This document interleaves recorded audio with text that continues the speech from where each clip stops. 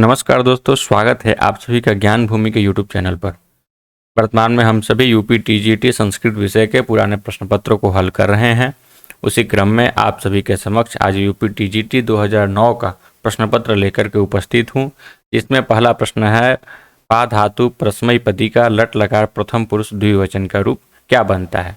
पा धातु का जब लट लकार में रूप चलाते हैं तो पिबती पिबता इस प्रकार से रूप चलता है, जिसमें पा धातु के लट लकार प्रथम पुरुष का रूप हो जाएगा पीबतः, पीबती के बाद में पीबतः। अगला प्रश्न है, भी धातु परस्मई पद लट लकार मध्यम पुरुष एक वचन का रूप क्या बनता है। तो मध्यम पुरुष में विभेषी विभीतः विभीत इस प्रकार से रूप बनता है। तो यहाँ पर पूछा है मध्यम पुरुष का एक वचन, तो एक वचन में हो जाएगा विभेषी। अगला है, माहेश्वर सूत्र में ह कितने बार आया है। तो एक बार हैवरट में और एक बार हल में, दो बार ह आया हुआ है, दो बार आप सही करेंगे। वर्णमाला में व्यंजनों की संख्या कितनी है।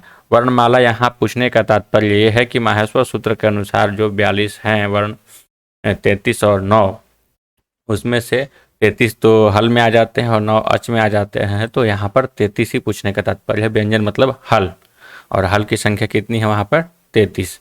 अदस शब्द का स्त्रीलिंग प्रथमा एक वचन का रूप क्या बनेगा। तो अदस शब्द का स्त्रीलिंग में और प्रथमा में एक वचन में देखा जाए तो असौ बनेगा, क्योंकि रूप बनता है असौ, अमु, अमुह इस प्रकार से। तो विकल्प ए सही हो जाएगा। अगला है, भगवान अगस्त की पत्नी का नाम क्या था। तो भगवान अगस्त के पत्नी का नाम लोपामुद्रा था। उत्तर रामचरितम में इसकी चर्चा मिलती है। विकल्प सी सही होगा। अगला है, किसलयमेव मुग्धम बंधनात् विप्रलूनम हृदय कमलशोषी दारुणो दीर्घ शोकः। प्रस्तुत श्लोक किस पुस्तक से उद्धृत है। तो किसलयमेव मुग्धम बंधनात् विप्रलूनम, ये उत्तर रामचरितम से है। दीर्घ शोक की चर्चा है और राम जी का ये कथन है। नहीं, मुरला का ये कथन है, किसलयमेव मुग्धम बंधनात् विप्रलूनम, सीता जी के लिए कथन है। अगला है, लू का उच्चारण स्थान है। लू का तात्पर्य यहाँ पर लू लिखाया है लेकिन ली है, और ली का उच्चारण स्थान होता है दंत, लितुलसानम दंता। अगला है, पावकः का संधि विच्छेद आव है, और जहाँ पर आव दिखे वहाँ पर औ को ही आव होता है, एचो यावायावस सूत्र के द्वारा। तो औ को आव होने पर पावकः बनता है, पौ प्लस अकः इस प्रकार से रूप होगा। भीत्रार्था नाम भय हेतु में कौन सा कारक है। ये सूत्र है पंचमी विभक्ति का, और पंचमी विभक्ति का जो कारक होता है वो अपादान होता है। उपसर्ग धातु के साथ कहाँ आता है। तो हमेशा धातु के साथ में उपसर्ग पहले ही आता है। जैसे प्रार्थित उदाहरण में आप देखेंगे तो प्र पहले आया हुआ है, प्रेजते में देखेंगे तो प्र पहले आया हुआ है। हनुमते नमः में हनुमते में कौन सी विभक्ति है। तो नमः स्वस्ति स्वधा स्वधा वाला जो सूत्र है उसके अनुसार नमः के योग में चतुर्थी विभक्ति होती है, तो हनुमते में चतुर्थी विभक्ति है। लट लकार किस काल का बोधक होता है। तो लट लकार हमेशा वर्तमान काल का बोधक होता है, वर्तमाने लट इस सूत्र के द्वारा। तिलक मंजरी के लेखक कौन है। तिलक मंजरी के लेखक धनपाल है। इसके पहले भी ये प्रश्न शायद आ चुका है। कादम्बरी में किसके 3 जन्मों का वर्णन है। तो चंद्रापीठ के 3 जन्मों का वर्णन है। रामः पुस्तकम पठति का कर्मवाच्य क्या होगा। तो रामः का रामायण हो जाएगा। पुस्तकम द्वितीय में भी पुस्तकम ही बनता है, प्रथमा भी पुस्तकम ही बनता है, तो पुस्तकम ही रहेगा। पठति का हो जाएगा पठ्यते। तो रामायण पुस्तकम पठ्यते, डी 16 का डी। अगला है, अर्थो ही कन्या परकीय एवं तामाद्य संप्रेष्य परिग्रही। तो यह वक्तव्य किसका है। उत्तर विज्ञान शाकुंतलम का चतुर्थ अंक में श्लोक है, अंतिम श्लोक है चतुर्थ अंक का, और एक कथन है महर्षि कण्व का, और उनका ही दूसरा नाम है काश्यप। तो 17 का बी होगा। संबोधने च सूत्र से विभक्ति होती है। संबोधने च सूत्र से विभक्ति होती है प्रथमा। 12 पद में समास है। और यहाँ पर 2 और 10 को मिला करके समास किया गया है, जिसका विग्रह होगा द्वौ च 10 च 12, और इस प्रकार द्वौ च 10 च वाला आता है जो, तो 4 थे द्वंद्व सूत्र से द्वंद्व समास होता है। द्वौ पादो यस्य सह किसका विग्रह है। तो द्विपाद का विग्रह है। पाद के बाद में अंतिम अ का लोप हो जाता है, और अंत्य से परिभाषा के अनुसार अंतिम अल का ही लोप होता है। तो द्विपाद बनता है। अगला है शिवराज विजयम के कथानक के आरंभ का काल क्या है? रात्रि है, प्रातः है, मध्याह्न है, सायं है।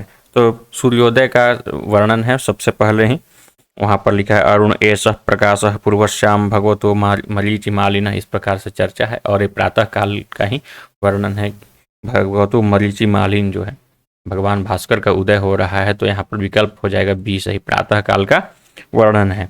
अगला है चंद्रापीड के पिता का नाम क्या था? तो चंद्रापीड के पिता का नाम तारापीड है। और राज प्रकृति कैसी होती है? तो बिहवला राज प्रकृति होती है।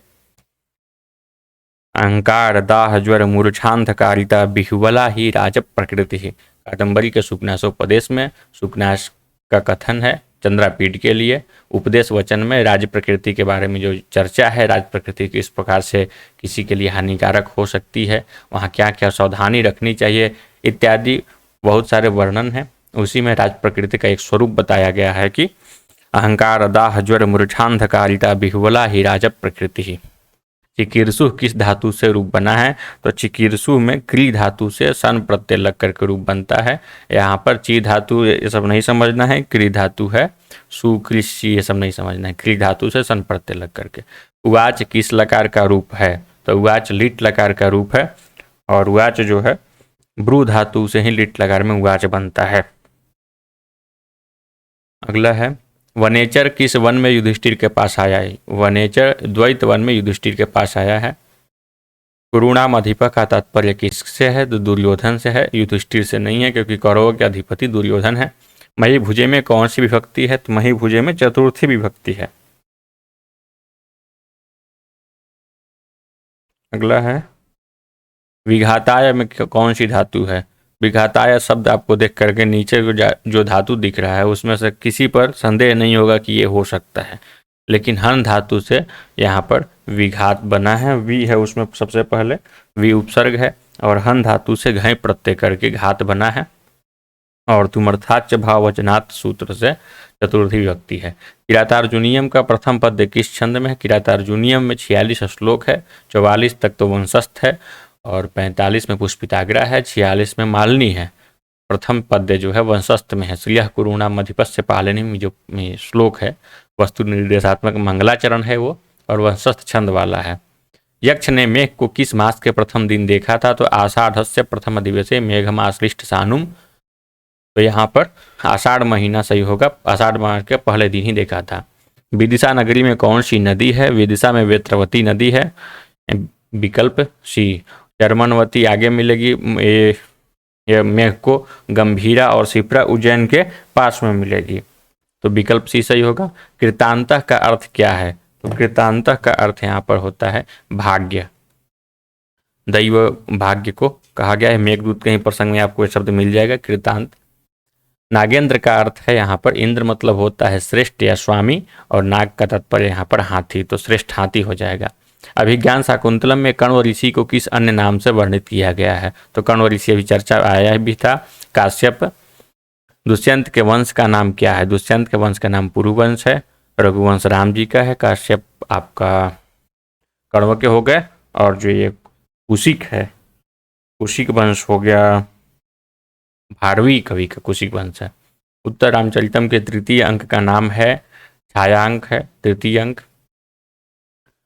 मुरला एवं तमसा कौन है? मुरला एवं तमसा दो नदियां हैं जो उत्तर रामचरितम के प्रारंभ में आती है, और विष्कंभक के द्वारा बहुत सारी बातों को सूचना दे करके आगे मुरला तो निकल जाती है, लेकिन तमसा सीता जी के साथ बनी रहती है। त्वम जीवितम का अर्थ क्या है? तुम जीवित हो, तुम जियो, तुम जीवन हो, तुम्हारे जीते जी। तम जीवन हो नहीं, तुम जीवन हो। तो यहाँ पर तुम जीवित हो या तुम जियो, और तुम जीवित जीवन हो, ये सही है। तुम जीवन हो, त्वम जीवितम तमसि हृदयम द्वितीयम, यही तुम जीवन हो। हरि रम्य में किस वर्ण का लोप हुआ है? हरि रम्य आपको देख करके हरिश से हरि होता है, वहीं पर र का लोप हो जाता है, और र का लोप करने के बाद हरि रम्य इस प्रकार से बनता है। तो विकल्प 40 का विकल्प 20 सही होगा। अभिज्ञान शाकुंतलम में किस रीति का प्रयोग है? कालिदास जो है वैदर्भी रीति के लिए जाने जाते हैं और वैदर्भी रीति का ही प्रयोग है, क्योंकि बहुत आसानी से जहाँ पर अर्थावबोध हो जाए वहाँ पर वैदर्भी रीति होती है, प्रसाद गुण होता है। अगला है को अन्य कुतवहा दग्धुम प्रभवती उक्ति है। अनसुईया का बहुत ज़्यादा बार पूछा जाने वाला क्वेश्चन है और हर बार लोग कंफ्यूज होते हैं कि प्रियंवदा का है कि अनसुईया का है। आयोग ने अभी तक तो अनसुईया को ही कथन सही माना है। कभी कभी प्रियंवदा को यदि गलत मान भी लिया है या सही मान भी लिया है तो फिर से उसको अनसुईया कर ही देता है। लेकिन यहाँ पर कन्फ्यूजन पैदा होने का कारण क्या है कि बहुत सारे पुस्तक में को अन्य हुत वहा दग्धुम प्रभवती प्रियंवदा के कथन के सामने लिख दिया है। प्रियंवदा के आगे जो लाइन लिखी गई उसके कथन उसमें लिख दिया गया है और बहुत सारे प्रकाशन में अनसुईया भी लिखा गया है। तो जो प्रमाणिक पुस्तक हैं या जिस लगता है कि प्रतिष्ठित विद्वान हैं, समाज में उनकी प्रतिष्ठा अच्छी है, उनमें अनसुईया ही देखने को मिलता है। इसलिए अनसुईया आप लेकर के चलें। यदि अनसुईया गलत सही नहीं होता है तो गलत भी नहीं होगा, प्रश्न वो सबको मिल जाएगा उत्तर उसका। अगला है अति स्नेह पाप संकी, यह सूक्ति किस ग्रंथ में है? नीति शतक, उत्तरांचलितम, अभिज्ञान शाकुंतलम। यहाँ अभिज्ञान शाकुंतलम में है। विदाई के समय में वो जब बात की जाती है कि अंगूठी दिखाना, उस समय ये प्रसंग है। अति स्नेह पाप संग, अंगूठी दिखाने की बात कहती है सखिया कि कुछ यदि होता है नहीं पहचानते हैं दुष्यंत तो तुम अंगूठी दिखाना। अगला है अभिज्ञान शाकुंतलम के चतुर्थ अंक में विष्कंभक है। अंक के अंत में, अंक के प्रारंभ में, अंक के मध्य में, इनमें से कोई नहीं। तो हमेशा जो है अंक के प्रारंभ में ही विष्कंभक का प्रयोग होता है। 44 का बी विकल्प सही हो जाएगा। किरातार्जुनीयम महाकाव्य में सर्गों की संख्या 18 है। किरातार्जुनीयम बृहत्त्रयी के अंतर्गत परिगणित है और बृहत्त्रयी के अंतर्गत और दो जो ग्रंथ परिगणित है वो है शिशुपाल वधम, नैषधीय चरितम। एक में 20 सर्ग है, एक में 22 सर्ग है। अर्थ गौरव के लिए भारवी प्रसिद्ध है। माघे संति त्रयोगुणा दंडिना पदलालित्यम कालिदास से उपमा कालिदासस्य। तो ये याद रखिएगा। बाण ने कादंबरी में किस रीति का प्रयोग किया है? महाकवि बाण जो है पंचाली रीति का प्रयोग किया है। रुचिर स्वर वर्ण पदारस भाववती जगन मनोहरती सा किम तरुणी नहीं नहीं बाणी बाणस्य मधुर शीलस्य। ये जो पंक्ति है यहाँ हरती तक, रुचिर स्वर वर्ण पदारस भाववती जगन मनोहरती, किस कवि की रचना के लिए कहा गया है? तो बाणी बाणस्य मधुर शीलस्य, बाणभट्ट के लिए कहा गया है। अगला है विलासवती किसकी पत्नी थी? तो तारापीड़ की पत्नी थी। तारापीड़ के पुत्र हैं चंद्रापीड़। अगला है चंद्रापीड़ का विवाह किससे होता है? तो आगे चल करके कादंबरी से ही होता है। मेघदूतम में किस छंद का प्रयोग है? मंदाक्रांता छंद का है। 17 अक्षर वाला छंद होता है। मंदाक्रांता जलधि सडगर बहु नतौ दाद गुरु चेत, यही इसका लक्षण है। और आद्योपांत एक ही छंद का प्रयोग हुआ है मेघदूत में। मेघदूतम में मेघ को किस नदी से जल ग्रहण करने की सलाह दी जाती है? रेवा नदी से सलाह दी जाती है, जिसका अपर नाम नर्मदा नदी है। व्यवहारिक नाम और वर्तमान नाम भी नर्मदा नदी ही है। मेघदूतम में यक्ष के शापांत की अवधि मानी गई है। 4 माह और बचे हुए हैं और 1 वर्ष में 8 माह बीत गए हैं। देव प्रबोधनी एकादशी के दिन साप का अंत होगा। किस नाट्य कृति में गर्भांक मिलता है? तो उत्तर रामचरितम, जो महाकवि भवभूति के द्वारा 7 अंकों वाले नाटक है। करुण रस की प्रधानता है। रामधीरो दत्त नायक है, उसमें गर्भांक की योजना मिलती है अंतिम में। उत्तर रामचरितम में किससे कुश एवं लव के जन्म का रहस्य घाटन होता है? विष्कंभक से, प्रवेशक का, चोलिका से, आकाशभाषित से।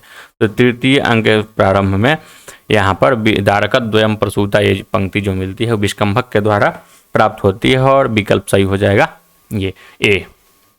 सहयुक्ते अप्रधाने, सहयुक्ते अप्रधाने में कर्ण कारक होता है, क्योंकि वहाँ पर ये सूत्र जो है सहयुक्ते प्रधाने रामेण सह गतवती सीता, तो सीता गतवती तो प्रधान करता है, लेकिन वहाँ पर सह के साथ में जो राम उक्त हैं वो अप्रधान हो गए, तो उसका कर्ण कारक होता है सहयुक्त अप्रधान से। और कर्ण कारक होने के बाद कर्तृकर्णयोः तृतीया से द्वितीया विभक्ति हो जाती है।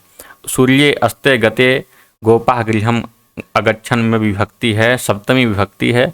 और यस्य च भावेन भाव लक्षणम वाला जो प्रसंग है उसी से यहाँ पर सप्तमी विभक्ति हुई है। बालक शब्द का चतुर्थी एक वचन का रूप बनता है। एक वचन में बालकाय, द्विवचन पूछता है तो बालकाभ्याम, आगे पूछता है तो बालकेभ्य, पंचमी एकवचन में बालकात् बनेगा। अस्मत् शब्द सप्तमी एकवचन का रूप बनता है। अस्मत् शब्द का सप्तमी एकवचन में रूप बनेगा मई। 13 के लिए संस्कृत में शब्द प्रयुक्त होता है त्रयोदश। कालिदास किस राजा के आश्रयदाता कवि थे? किस राजा के आश्रयदाता, मतलब कि कालिदास को किसने आश्रय दिया था? तो चंद्रगुप्त विक्रमादित्य के नवरत्नों में से एक थे। धनवंतरि छपड़गो अमरसिंह संगो वेताल भट्ट घटकर पर कालिदास ख्यातो वराहमिहिरो वररु ख्यातो वराहमिहिरो। आगे की पंक्ति याद नहीं है, आप देख लीजिएगा, क्योंकि श्लोक हम बहुत ज़्यादा रिवीजन करते नहीं है और जिसका कारण कुछ कुछ भूल भी जाता है और समय पर लेकिन याद आ जाता है। तो आप भी इस तरह से याद करिए कि समय पर धोखा ना मिले। रिक्ता सर्वो भवति हि लघु पूर्णता गौरवाय प्रस्तुत सूक्ति किस ग्रंथ से उद्धृत है? तो अभिज्ञान मेघदूतम से उद्धृत है। नर्मदा नदी के जल पीने की सलाह दी जाती है। वहीं पर बात अर्थांतरण न्यास अलंकार के माध्यम से की जाती है कि भैया जल पी लेना, क्योंकि खाली तो हमेशा हल्का हो जाता है और जो भरे रहते हैं उनमें ही गंभीरता बनी रहती है।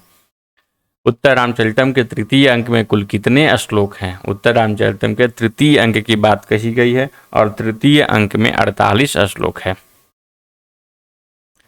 बृहत कथा के लेखक गुणाढ़ हैं और इसी पुस्तक पर, इसी ग्रंथ पर आधारित जो एक पुस्तक, बहुत प्रसिद्ध पुस्तक है, महाकवि बाण भट्ट द्वारा प्रणीत कादम्बरी, इसी को आधार करके, इसी के कथानक को आधारित करके लिखा गया है। सहसा विदधीत न क्रियाम विवेक परमा पदाम पदम किस कवि का प्रिय श्लोक है? भारवी का प्रिय श्लोक है। निम्न में से कौन सा युग्म सही नहीं है? मृक्ष कटिकम शूद्रक द्वारा, वेणी संहार भट्ट नारायण के द्वारा, मुद्रा राक्षस विशाख के द्वारा और राज तरंगड़ी क्षेमेंद्र के द्वारा नहीं लिखा गया है। राज तरंगड़ी जो लिखा गया है वो कल्हण के द्वारा लिखा गया है, तो इसका विकल्प सही हो जाएगा डी। किरातार्जुनीयम के प्रत्येक सर्ग का अंतिम पद है श्री पद है और नहीं, लक्ष्मी पद है और श्री तो प्रारंभ में आता है, अंतिम पूछा है तो श्री है। अगला है किरातार्जुनीयम में किरात शब्द किसका बोधक है? कोल भील किरीटधारी शंकर कार्तिकेय, तो किरात शब्द जो है शंकर का बोधक है। कवि नाम कविसु व कालिदास श्रेष्ठ में प्रयुक्त विभक्ति है, सप्तमी विभक्ति प्रयुक्त है। शकुंतला के साथ दुष्यंत के राज दरबार तक कौन गई थी? गौतमी गई थी, साथ में सारंगरा और सारद्वत मिश्र भी गए थे। चौर भयम में कौन सा समास है? चोरात भयम, चोर भयम पंचमी तत्पुरुष समास है यहाँ पर। तथ्येति का संधि विच्छेद होगा तथा प्लस इति, तथा प्लस इति गुण संधि है, आदि गुण सूत्र से गुण संधि होने के बाद में तथेति बन जाता है, अ और ई मिल करके। यहाँ पर वृद्धि का प्रसंग नहीं है, क्योंकि अ या आ के बाद में ई उ री रहेगा तो गुण संधि ही होगी। निम्नलिखित में कौन सा कथन असत्य है? विज्ञान शाकुंतलम नाटक में 7 अंक है, सत्य कथन है। शकुंतला की कथा महाभारत के आदि पर्व में वर्णित है, सत्य कथन है। कालिदास वैदर्भी के कवि है, सत्य कथन है। मालविकाग्नि मित्रम नाटक में 7 अंक है, ये 7 अंक नहीं है, यही कथन है कि गलती है, क्योंकि उसमें 5 अंक है। महाभारत को जाना जाता है जय संहिता से, आदि काव्य जय संहिता से जाना जाता है। आदि काव्य तो वाल्मीकि रामायण के लिए है, सौप्तिक और अर्ण संहिता नहीं है। संस्कृत में 10,000 होगा, तो संस्कृत में 10,000 को अयुतम बोलते हैं, अयुतम विकल्प डी है। सहस्रम 1000 हो गया और नियुतम 10 लाख हो गया और लक्ष्य तो फेमस ही है 1 लाख। 99 का संस्कृत शब्दात्मक रूप क्या होगा? नवनवति होगा, त्रिनवति, अष्टनवति, नवति नहीं होगा। अनुनासिक वर्गों की संख्या कितनी है? यहाँ पर अनुनासिक वर्ग नहीं, अनुनासिक वर्ण पूछा है और अनुनासिक वर्ण में आप या मंगड़ न इसको 5 मान करके 5 उत्तर सही करना है। नारिकेल फल संमितम मचो भारवे है, किस कवि के बारे में कहा गया? तो भारवे बोली थी, ये षष्ठी विभक्ति का रूप है, अर्थात भारी की बात है। किरातार्जुनीयम में 18 सर्ग हैं। कादम्बरी में वर्णित सुख पूर्व जन्म में था, तो कादम्बरी में जो वर्णित सुख है वो पूर्व जन्म में वैशंपायन था। और 3 जन्म की बात की जाए तो पुंडरीक वैशंपायन सुख, ये उसका 3 जन्म है। मेघदूतम की कथा वस्तु विभक्त हैं खंडों में, 2 पूर्व मेघ और उत्तर मेघ। विकल्प ये सही होगा, रघुवंश है। रघुवंश जो है महाकाव्य है। एको रस करुण एवं निमित्त भेदात से संबंध रचना है। एक उत्तरांचलितम है। विदूषक रहित रचना उत्तरांचलितम है। भू धातु परस्मैपद पद का लंग लकार मध्यम पुरुष एक वचन का रूप कौन सा है? तो मध्यम लंग लकार मध्यम पुरुष का एक वचन रूप हो जाएगा अभवः। अभवः सही होगा। अभवत अभवताम अभवन अभवः अभवतम अभवत अभवम अभवाव अभवाव। सतीर्थ्य का अर्थ होता है सहपाठी। सतीर्थ्य का अर्थ होगा सहपाठी। सूर्य थाला दोना ये सब नहीं होगा। ये सिराज विजय की पंक्ति है। तावत तस्यैव सतीर्थ्यो अपरस तत्समान्वयाः कस्तूरी का रेणुरूषित, इस प्रकार से पंक्ति है। रेणुरूषित इव श्यामः। तो सतीर्थ का तात्पर्य है कि उसका सहपाठी ही वहां पर आया। अगला है योगीराज किस राजा के काल में प्रथम बार समाधिस्थ हुए थे? योगीराज किस राजा के काल में? तो युधिष्ठिर के काल में समाधिस्थ हुए थे और फिर उसके बाद विक्रमादित्य के काल में उठे थे, और विक्रमादित्य के काल में जब समाधिस्थ हुए तो यवन काल में उनकी समाधि टूटी हुई है। अपजिहिर्सु, अपजिहिर्सु है। अपजिहिर्सु में कौन सी धातु है? तो धातु है तो ह्री धातु, लेकिन इसका रूप बनता है इस प्रकार से। अप है पहले, फिर ह्री में साथ सन हुआ है, तब जाकर अपजिहिर्सु बना है। यहाँ पर ऊ होगा अपजिहिर्सु। चंद्रहास का अर्थ है उदीयमान चंद्र, तलवार। चंद्रहास का अर्थ है तलवार। अगला वर्णिलिंगी का अर्थ है ब्रह्मचारी के वेश वाला। उह्यते में कौन सी धातु है? उह्यते में धातु है वह धातु से उह्यते बनता है। वह धातु का जो कर्मवाच्य रूप बनता है उसमें लट लकार प्रथम पुरुष में उह्यते उह्यते उह्यंते इस प्रकार से रूप बनता है। पत्यौ में कौन सी विभक्ति है? तो पत्यौ में सप्तमी विभक्ति का एक वचन है। पत्यौ पत्यो पतिषु इस प्रकार से रूप बनेगा। यक्ष का प्रवास किस पर्वत पर था? यक्ष का प्रवास रामगिरी पर्वत पर था। रामगिरियाश्रमेषु कश्चित् कांता विरह गुरुणा स्वाधिकारत प्रमत्ता, इसी श्लोक में चर्चा है। यक्ष की पत्नी कहाँ रहती है? अलकापुरी में रहती है। और उज्जैनी पे तो जाता है। विदिशा बीच में पड़ती है नदी, विदिशा नगरी पड़ती है जहाँ पर वेत्रवती नदी है। अमरावती की कोई चर्चा नहीं है। यक्ष का स्वामी कौन है? कुबेर स्वामी है, जिसके शाप के कारण ही एक वर्ष अपने प्रिया से दूर है यक्ष। गौतमी कौन थी? गौतमी शकुंतला की सखी, वृद्धा तापसी, आश्रम की परिचारिका और कण्व की पत्नी। कण्व की पत्नी नहीं भैया, ये पाप नहीं है। वृद्धा तापसी है, एक तपस्या करने वाली है और कण्व के आश्रम में ही रहती है। शकुंतला का दुष्यंत के साथ विवाह किस विधि से हुआ है? 8 प्रकार के विवाह विधियों का वर्णन है, जिसमें गंधर्व विवाह से शकुंतला और दुष्यंत के साथ में विवाह हुआ था। वामा कुलस्याधया में वामा का अर्थ है बाईं ओर स्थित, नहीं। सुंदर नहीं। प्रतिकूल, हाँ प्रतिकूल अर्थ है। वामा का मतलब है प्रतिकूल। भूयिष्ठम भवदक्षिणा परिजन में परिजन का अर्थ क्या है? परिजन का अर्थ है सेवक जन। सेवक जन में अत्यधिक उदार बनना उनके लिए, मतलब सेवक जन में आप कुछ देते रहते हैं या उनके प्रति व्यवहार उचित रखते हैं तो उनका सम्मान जो है अपने कुल के प्रति या जिसके लिए सेवा कर रहे हैं उनके लिए हमेशा तैयार रहते हैं हर एक प्रकार से। और ये उपदेश कौन देता है? महर्षि कण्व देते हैं शकुंतला को विदाई के समय में। अगला है विचिन्त्य में कौन सा प्रत्यय है? विचिन्त्य, तो विचिन्त्य में ल्यप प्रत्यय है। कर्ता के जगह पर ल्यप होता है समास होने के कारण। समास से अन ये पूर्वकत्वा ल्यप, तो विचिन्त में ल्यप होने, चिंत के बाद ल्यप होने पर विचिन्त्य रूप बना। पठ धातु के विधि लिंग में प्रथम पुरुष एक वचन का रूप बनेगा। प्रथम पुरुष बहुवचन का। पठेत पठेताम पठेयु, यहाँ पर विकल्प बी सही होगा। पठेत पठेताम पठेयु, पठे पठेतम पठेत, पठेम पठेव पठेम, इस प्रकार से। गम धातु लट लकार उत्तम पुरुष एक वचन। लट लकार का तो रूप यहाँ नहीं दिख रहा है, मतलब लट नहीं लिट होना चाहिए। गम धातु के लिट लकार का रूप, लिट लकार का उत्तम पुरुष एक वचन गमिष्यामि बनेगा।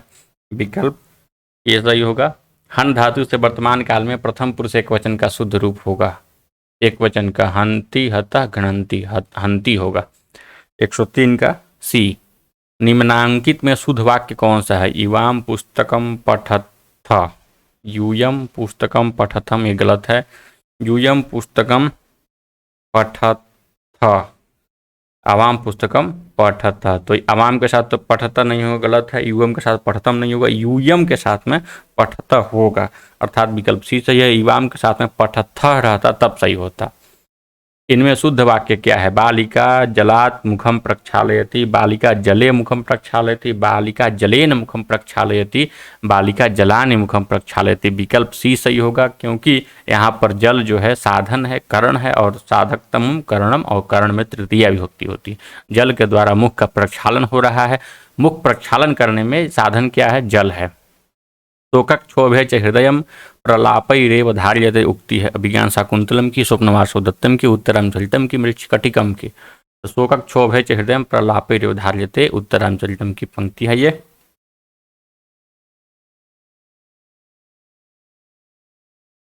अगला है ओ के उपरांत यदि कोई स्वर आए तो उसके स्थान पर क्या हो जाएगा? ओ के जगह पर अव हो जाएगा, और रहता तो आव हो जाता, कोई भी स्वर आए तो।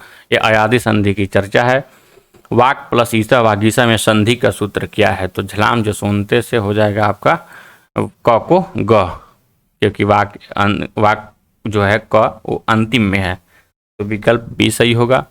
और झलाम जो जैसी नहीं लग सकता, क्योंकि झस उसके पर में नहीं है। महाराजा में समास है, महाराज में महान जासो राजा कर्मधारय समास है। पीताम्बर में कौन सा समास है? पीतम पीतम अम्बरम यस्य सह, इस प्रकार से होगा विग्रह इसका, पीतम अम्बरम यस्य सह। तो पीताम्बर में बहुब्रीहि हो गया, पीताम्बरम रहता तो कर्मधारय हो जाता, विकल्प बी। अगला है आलस्यम ही मनुष्याणाम शरीरस्थो महान रिपुः नास्त्युद्यम समो बंधु कृत्वा यम नावशीदति। इस श्लोक में किसका महत्व प्रतिपादित है? कर्म का महत्व प्रतिपादित है कि जो कर्म करता है वो कभी उदासीन नहीं होता, उसके जिंदगी में कभी उदासी नहीं आती है। तो यहाँ पर महत्व देखा जाए तो किसका प्रतिपादन है? कर्म का। और निंदा किसकी की गई है? तो आलस्य का। और बताया गया है कि आलस्य से बड़ा शत्रु मनुष्य के लिए कोई नहीं है। सेवा धर्मो परम गहनो योगी नाम अप्यगम्य कथन किसका है? भर्तृहरि का है। सेवा धर्म को बहुत ही सेंसेटिव बताते हैं कि जो सेवा धर्म है उसमें किसी प्रकार की लापरवाही बर्दाश्त नहीं होती है। सेवा धर्म योगियों के लिए भी बहुत ही दुर्गम्य बताया गया है। सेवा धर्म सबसे कठिन कार्य है। विधि रहो बलवान इति में मति सुक्ति उद्धृत है, नीति शतक से ही है। वहाँ पर भाग्य की प्रबलता की बात की गई है, और फिर कुछ देर बाद कुछ पंक्तियों में कर्म की प्रधानता की भी बात की गई है। नमः कर्मण, इस प्रकार से फिर कर्म की महत्ता बताई गई है। साहित्य संगीत एवं कला से अपरिचित व्यक्ति क्या होता है? परम पशु हो जाता है। साहित्य संगीत कला विहीन साक्षात पशु पुच्छ विषाणहीन, तो यहाँ पर परम पशु हो गया वो। अगला है योगी राज पुनः कब समाधिस्थ हुए? युधिष्ठिर के समय, विक्रमादित्य के समय, भोजराज के समय, पृथ्वीराज के समय। बात आई है कि पुनः कब समाधिस्थ हुए, तो एक बार मतलब हो चुके थे, तो युधिष्ठिर के समय पहली बार हुए थे, तो युधिष्ठिर के बाद में विक्रमादित्य के समय में पुनः समाधिस्थ हुए थे। किरातार्जुनीयम का प्रथम सर्ग में छंद है वंशस्थ। किरातार्जुनीयम से संबंधित 4 प्रश्न अभी तक आ गए। 2 बार तो श्लोक की संख्या पूछ दिया, एक बार पूछा कि प्रथम श्लोक में कौन सा छंद है, इस बार पूरे सर्ग की बात कर दी गई। तो पूरे सर्ग में तो दूसरा भी छंद है, लेकिन यहाँ पर वंशस्थ भी है। हितम मनोहारित दुर्लभम वचः सूक्ति है, वनेचर की सूक्ति है, किरातार्जुनीयम में है। प्रारंभिक कुछ श्लोक में ही इसका वर्णन मिलता है। अहो दुरांता बलवद विरोधिता सूक्ति किसके लिए कथित है? तो युधिष्ठिर के विषय में, भीम के विषय में, द्रौपदी के विषय में, दुर्योधन के विषय में। युधिष्ठिर के विषय में नहीं, युधिष्ठिर के बाद तो यहाँ पर युधिष्ठिर के साथ में विरोध की जो महत्ता है उसका वर्णन किया गया है कि आप महान हैं कि आपके साथ में विरोध करके भी वो इस प्रकार से आपके साथ में विरोध करने के बाद वो इस तरह से डरा हुआ है, जबकि राजा भी है अभी। तो ऐसे बात है दुर्योधन की, क्योंकि दुर्योधन ही अभी डरा हुआ है। पराभवोप्युत्सव एव मानी नाम, यह उक्ति किस ग्रंथ में है? पराभवोप्युत्सव मानी नाम किरातार्जुनीयम में है। और उक्ति किसकी यदि पूछे तो द्रौपदी की उक्ति है कि यदि आपका पराभव भी हो जाता है तो मनस्वी लोग के लिए तो भी उत्सव के बराबर है, क्योंकि किसी से डर जाना या किसी से नहीं लड़ना, अपने पराक्रम को नहीं दिखाना, ये मनस्वी व्यक्ति के लिए, पराक्रमी व्यक्ति के लिए ये बात है जो प्रतिष्ठा हनन की बात है। लेकिन आप लड़ करके पराभव भी पाते हैं, पराजय भी पाते हैं, तो भी आप क्या है कि उत्सव ही है आपके लिए, क्योंकि आपने पीठ नहीं दिखाया, आप उस किसी का सामना किए। समेन सिद्धि मुनयो न भुभृता, यह कथन किसका है? द्रौपदी का ही कथन है। द्रौपदी बोलती है कि आप जो शांति से बैठे हैं और शांति पूर्वक कार्य केवल मुनियों का होता है, न कि पराक्रमी वीर योद्धाओं का। शांति से तो केवल मुनि लोग अपने शत्रुओं को जीतते हैं, जो 6 शत्रु हैं। अगला है बलिम याचते वसुधाम में किस सूत्र से बलि की कर्म संज्ञा हुई है? बलि की कर्म संज्ञा तो हुई है, देख करके आपको पता चल रहा द्वितीय विभक्ति है, लेकिन किस सूत्र से हुई है? तो अकथितम च सूत्र से हुई है। उसमें गौड़ कर्म मान करके अकथितम च सूत्र से किया गया है। वसुधाम में तो प्रधान कर्म है, ऐसे होना चाहिए था वहाँ पर अपादान, लेकिन अपादान की अविवक्षा है और अविवक्षा के कारण अकथितम च सूत्र से बलि में हो जाता है गौड़ कर्म मान करके द्वितीय कर्म संज्ञा, फिर द्वितीय विभक्ति कर्मणि द्वितीया से। उपगंगम में कौन सा समास है? उपगंगम उदाहरण है अव्ययी भाव का, गंगा या समीपम, और फिर उसमें नपुंसक लिंग में होने के कारण इसका अ हट जाता है, उपगंगम बनता है। कष्टापन्न समास का विग्रह क्या है?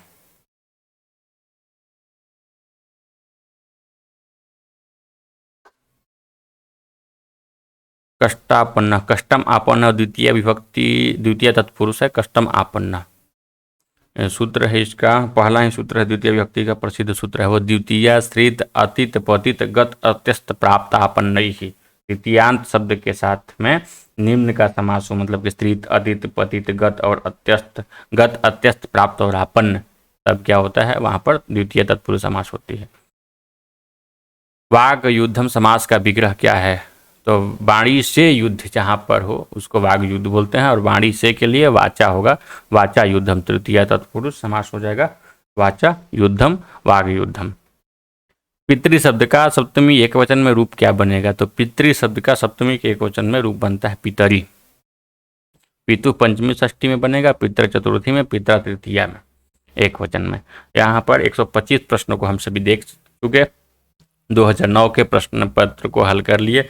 अब अगला जो प्रश्न होगा वो 2005 का होगा। 2005 में जो प्रश्न 2005 का जो प्रश्न पत्र है उसको हल करेंगे। पूरा वीडियो को देखने के लिए बहुत बहुत धन्यवाद। और प्रश्न को देख करके अपने प्रश्नों की तैयारी को और मजबूत करिए। आने वाली जो परीक्षा है उसमें इस प्रकार से प्रश्न आते हैं तो कोई भी चूक ना हो। नए प्रकार के प्रश्न आते हैं तो आप प्रश्न के प्रारूप से उसको भी समझ सकेंगे, तो प्रश्नों को देखना जरूरी है। और प्रश्नों के साथ साथ मूल का भी अध्ययन एकदम तन-मन से करिए। मूल के अध्ययन से प्रश्न पत्र से प्रारूप आपको पता चलता है, लेकिन मूल अध्ययन से प्रश्न नहीं छूटने की पूर्णतः संभावना रहती है। मूल अध्ययन बहुत ही आवश्यक है। चलिए, हरिओम।